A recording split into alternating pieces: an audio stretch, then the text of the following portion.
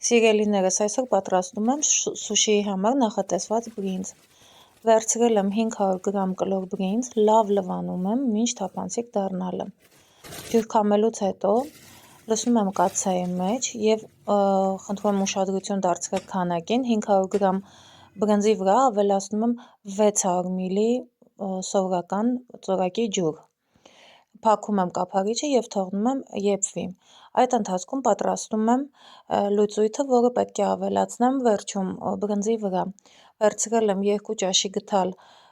բրինձի համար նախատեսված քացախ, 2 ճաշի գդալ շաքարավազ, 1 թեյի գդալ աղ և մի փոքր ջուր լավ խառնում եմ և դնում եմ մի կողմ։ Բրինձի վրա եռ գալուց հետո պարտադիր մի անգամ խառնում եմ և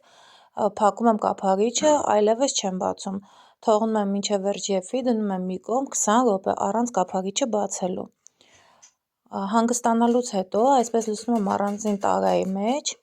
և վրան ավելացնում եմ մեր պատրաստած լուծույթը։ Լավ խառնում ենք և արդեն կարող ենք պատրաստել մեր շատ համեղ սուշիները։ Բարի